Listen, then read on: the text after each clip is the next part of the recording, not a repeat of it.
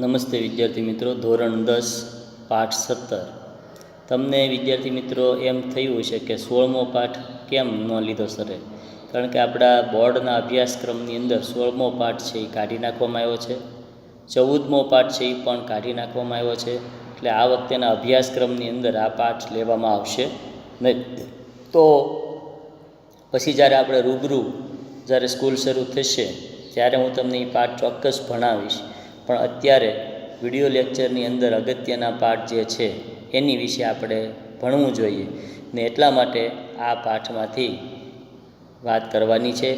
પ્રથમ લેક્ચર ધોરણ 10નો 17મો પાઠ સ્વાભાવિકમ સાદૃશ્યમ. આનો અર્થ થાય છે સ્વાભાવિક રીતે જ સરખાપણું જોવા મળે છે. તમે વિદ્યાર્થી મિત્રો ઘણી વખત એવું વિચાર્યું છે કે અનેક વસ્તુઓની અંદર ઘણી બધા ગુણધર્મ એક સરખા જોવા મળે છે. આવું ઘણીવાર આપણે જોયું હોય કે દાખલા તરીકે ધાતુ હોય, કોઈ પણ સ્ટીલની ધાતુ, લોખંડની ધાતુ, ચાંદીની ધાતુ, તો આ બધામાં એક સરખો ગુણધર્મ જોવા મળે છે. કેવો ગુણધર્મ? તો કે એમાંથી વિદ્યુત પ્રવાહ છે એ પસાર કરી શકાય. ધાતુ કોઈ પણ હોય એમાંથી વિદ્યુત પ્રવાહ છે એ પસાર કરી શકાય. આ એક સમાન ગુણધર્મ એનો જોવા મળ્યો. એ સિવાય કોઈ પણ ધાતુ હોય તો એમાંથી અવાજ ઉત્પન્ન થાય. એને ભટકાડવામાં આવે બીજી ધાતુ સાથે તો તરત એમાંથી રણકાર અવાજ ઉત્પન્ન થાય છે. આ એક ધાતુનો સમાન ગુણધર્મ છે. એવી રીતે તમે કોઈ પણ વૃક્ષ લેશો તો વૃક્ષની અંદર કદાચ પર્ણનો આકાર જુદો જુદો હશે, કદાચ એની થડ, એની ઊંચાઈ, બરાબર, આ બધી વસ્તુ અલગ અલગ જોવા મળે. પણ વૃક્ષ એની અંદર 5 વસ્તુ એક સરખી જોવા મળે કે એની અંદર મૂળ હોય, પાન હોય, છાલ હોય, એમાં ફૂલ આવે અને એમાં ફળ આવે. તો આ કોઈ પણ વૃક્ષ હશે તેમાં સમાન ગુણધર્મ જોવા મળે. તો આવી બધી વસ્તુઓ આપણા ઋષિમુનિઓએ ગોતી કે દરેક વસ્તુમાં અમુક અમુક એવા સ્વાભાવિક સરખાપણાના ગુણ જોવા મળે છે. ન્યૂટને તો આપણને પછી કીધું કે કોઈ પણ પદાર્થને ઉપર ફેંકવામાં આવે તો એની નીચે તરફ જ ગતિ થાય છે. આપણા ઋષિમુનિઓમાં પતંજલિ અને પાણિનીએ તો એ પહેલાં 2500 વર્ષ પહેલાં એવું સાબિત કરેલું છે કે હંમેશા કોઈ પણ ગુરુત્વાકર્ષણ બળ છે એને કારણે વસ્તુ છે એ આકાશ તરફથી આપણે ધરતી તરફ ખેંચાઈને આવે છે. આ એક પ્રકારનો સ્વાભાવિક કોઈ પણ વજનદાર વસ્તુઓનો સ્વાભાવિક ગુણધર્મ હોય છે. આકાશના તારાઓ છે એ પણ પૃથ્વી તરફ છે એ લીસોટા સાથે નીચેની તરફ આવે છે. શું કામ? તો કે પૃથ્વીના ગુરુત્વાકર્ષણમાં આવે એટલે ઘસાઈને એ તારો છે અહીંયા નાશ પામે. કોઈ પણ અવકાશી પદાર્થો હોય, કોઈ પણ પૃથ્વી પરના પદાર્થો હોય, તો એ બધા છે એ આવી રીતે પૃથ્વી તરફ છે એ આકર્ષિત થતા જોવા મળે છે. તો આવી રીતે પૃથ્વી પર આવી રીતે જે આકર્ષિત થતા પદાર્થો છે એને કારણે આ બધા ગુણ છે એક સમાન જોવા મળતા હોય છે. તો સ્વાભાવિક રીતે આ સરખાપણાનો ગુણ આપણને જોવા મળે છે. તો આવું લગભગ 2600 વર્ષ પહેલાં પાણિની અને પતંજલિના જે યોગસૂત્ર છે એની અંદર આપણને આ બાબત છે એ જાણવા મળી. તો કે કયા કયા પદાર્થોમાં કેવા કેવા પ્રકારના સરખાપણાના ભાવ જોવા મળે છે એના વિશે વાત કરવામાં આવી. એવી રીતે વસ્તુઓની અંદર જેમ સરખાપણું જોવા મળે છે એવી રીતે પશુ પક્ષીમાં પણ સરખાપણાના ગુણધર્મ જોવા મળે છે. મનુષ્યમાં પણ જોવા મળે છે. તમે જોયું હશે કે ચકલી છે ચકલીઓની સાથે જ રહેશે, કોઈ દિવસ કાબરાર બેઠી વાળી એ એનો સમાન ગુણધર્મ જાણે છે. એવી રીતે ગાય છે એ ગાયના ટોળામાં જ બેસશે, ભેંસ ભેંસના ટોળામાં જ બેસશે. એવી રીતે કોઈ પણ પદાર્થો હોય, સૂર્યનો પ્રકાશ હોય, પૃથ્વી પરનો કોઈ પણ લાઇટનો પ્રકાશ હોય, તો એના બધાના ગુણધર્મ એક સમાન જોવા મળે છે. તો એના વિશે આ પાઠમાં વાત સમજાવવામાં આવી છે. તો આજથી લગભગ 2600 વર્ષ પહેલાં આચાર્ય પાણિનીએ અષ્ટાધ્યાયી નામનો સંસ્કૃત ભાષાના વ્યાકરણનો ગ્રંથ રચ્યો હતો. સૂત્ર શૈલીમાં લખાયેલા આ ગ્રંથમાં લગભગ 4000 જેટલા સૂત્રોનો ટૂંકા ટૂંકા વાક્યોમાં સમગ્ર સંસ્કૃત ભાષાનું વ્યાકરણ આવરી લેવામાં આવ્યું છે. આચાર્ય પાણીની પછી અંદાજે 100-150 વર્ષ પછી થયેલા મનાતા આચાર્ય કાત્યાયને આ સૂત્ર ઉપર વાર્તનિકો રચ્યા છે અને આ વાર્તનિકોમાં પાણીનીના સૂત્ર ઉપર વિમર્શ કરવામાં આવ્યો છે. એ પછી બીજા 100-150 વર્ષના સમય પછી આચાર્ય પતંજલિ થઈ ગયા. તેમણે આ સૂત્ર અને વાર્તનિકોનો અભ્યાસ કરીને મહાભાષ્ય નામનો એક ભાષ્ય ગ્રંથ છે એ રચ્યો અને આ મહાભાષ્યમાંથી પ્રસ્તુત પાઠનું વિષય વસ્તુ પસંદ કરવામાં આવ્યું છે.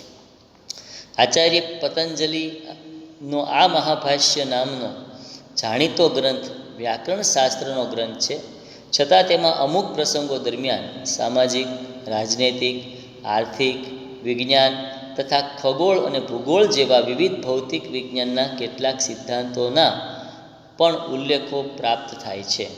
આ ઉલ્લેખો તે જમાનામાં પ્રચલિત વિજ્ઞાનના વિસ્તારને સૂચવે છે.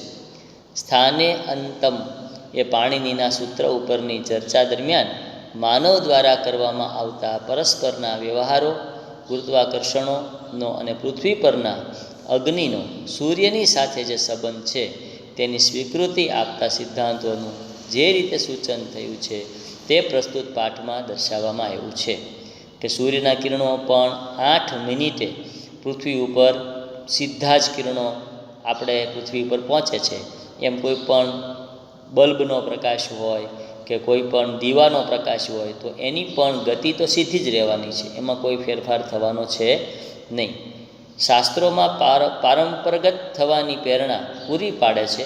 કોઈ એક શાખાના વિદ્યાર્થી હોવા છતાં વિવિધ શાસ્ત્રોના સિદ્ધાંતોની જાણકારી વિદ્યાર્થીને હોવી ઘટે એ કૌશલ્ય કેળવવાની પ્રેરણા એ પાઠ અહીં પસંદ કરવામાં આવ્યો છે.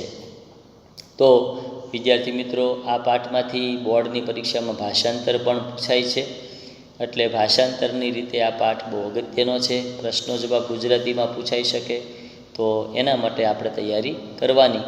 સંસારે વિવિધા પદાર્થા સંતિ, સંસારમાં વિવિધ પ્રકારના પદાર્થો છે. તદન્યથા જેમ કે તદ્યથા એટલે જેમ કે સ્વર્ણ લોહાદય ધાતવ, લોખંડ અને સોનું જેવી ધાતુઓ, વટખદિરાદયો વૃક્ષાહ, વડલો અને ખેર જેવા વૃક્ષો, ગોઘોટકાદય પશવ, ગાય અને ઘોડા જેવા પશુઓ, એષુ પુનઃ પ્રત્યેકમપી પદાર્થા ભિન્ના ભિન્ના ભવતી. આમાં ફરી વખત પ્રત્યેક પદાર્થો જુદા જુદા હોય છે. તદન્યથા જેમ કે સ્વર્ણ લોહાત ભિન્ન ભવતી, લોખંડ અને સોનું જુદું જુદું હોય છે. અથઃ ચ તેથી જ પ્રત્યેક સુવર્ણખંડમ પ્રત્યેક સોનાનો ટુકડો પરસ્પરમ એકબીજાથી આકારેણ પ્રકારેણ ભિન્નમ ભિન્નમ ભવતી, આકાર અને પ્રકારથી જુદો જુદો હોય છે. વસ્તુસ્તઃ ખરેખર તો અસ્તિત્વ રૂપેણ સત્તારૂપેણ વા એતે પદાર્થા પરસ્પરા ભિન્ન સંતિ પ્રતીયતે.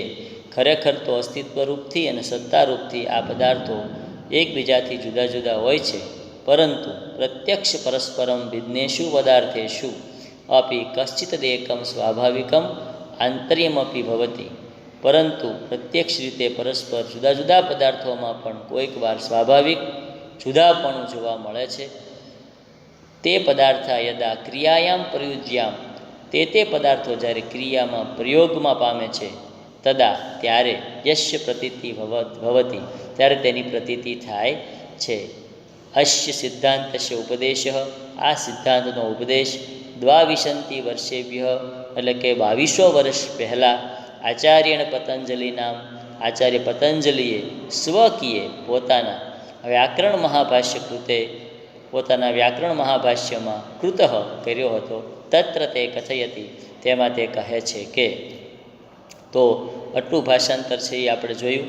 ફરી એકવાર ગુજરાતી માત્ર ભાષાંતર જોઈએ. સંસારમાં વિવિધ પદાર્થો છે, જેમ કે સોનું અને લોખંડ વગેરે ધાતુઓ, વડલો અને ખેર જેવા વૃક્ષો, ગાય અને ઘોડા જેવા પશુઓ. એમાં પણ વળી પ્રત્યેક પદાર્થો જુદા જુદા છે, જેમ કે લોખંડ અને સોનું જુદું જુદું છે, અને પ્રત્યેક સોનાનો ટુકડો એકબીજાથી આકાર અને પ્રકારથી પણ જુદો જુદો હોય છે. ખરેખર તો અસ્તિત્વરૂપથી અને સત્તારૂપથી આ બધા પદાર્થો એકબીજાથી જુદા જુદા હોય છે, પરંતુ પ્રત્યક્ષ રીતે એકબીજાથી જુદા જુદા પદાર્થોમાં પણ કોઈક વાર સ્વાભાવિક જુદાપણું અથવા સરખાપણું જોવા મળે છે. તે પદાર્થો જ્યારે ક્રિયામાં પ્રયોગ પામે છે ત્યારે તેમની પ્રતીતિ થાય છે. આ સિદ્ધાંતનો ઉપદેશ 2200 વર્ષ પહેલાં આચાર્ય પતંજલિએ પોતાના વ્યાકરણ મહાભાષ્યમાં કર્યો હતો. તેમાં તે કહે છે કે, આટલી વાત વિદ્યાર્થી મિત્રો રાખીએ છીએ. આ પાઠમાંથી પતંજલિની ઉપર એક ટૂંકનોંધ પણ પૂછાય છે, એટલે એની પણ તમારે વાતચીત વાંચવી જોઈએ નવનીતમાંથી, અને આનું ભાષાંતર તમારે તમારી પાકી બુકની અંદર હોમવર્કમાં લખવાનું છે. બીજું એ કે તમને એસાઇનમેન્ટ આપ્યું છે, એની સરસ મજાની તૈયારી કરજો. ઘણા વિદ્યાર્થી પાસે જૂની નવનીત હોય, ઘણા પાસે નવી નવનીત હોય, પણ જે ક્રમ આપ્યા છે એસાઇનમેન્ટમાં એ શોધશો તો તમને બધા જ પ્રશ્નોના જવાબ પ્રાપ્ત થઈ જશે. એસાઇનમેન્ટમાં જે આપેલું છે એમાંથી જ પેપર પ્રાપ્ત થશે. એટલે તમે એવું ઈચ્છું કે હોમવર્કની અંદર આખું એસાઇનમેન્ટ છે એ તમે પાકી બુકમાં લખી નાખજો, જેથી કરીને જે કાંઈ પરીક્ષામાં પ્રશ્નપત્રમાં જે પ્રશ્નો પૂછાય એ તમને સરસ રીતે આવડે. તો વિદ્યાર્થી મિત્રો, 2જી તારીખથી તમારી પરીક્ષા શરૂ થાય છે. એમાં 80 માર્કનો પેપર છે. તો એની પેપર સ્ટાઇલની પણ એક વિડીયો મેં તમને આની પહેલાંના વિડીયો લેક્ચરમાં મોકલેલો છે. જો કોઈને કાંઈ પ્રશ્ન હોય તો તમે મને 9 થી 12ના સમય દરમિયાન ફોન કરીને પણ એના વિશેની માહિતી સમજી શકો છો. બરાબર છે? આવજો વિદ્યાર્થી મિત્રો. નમસ્તે. આભાર.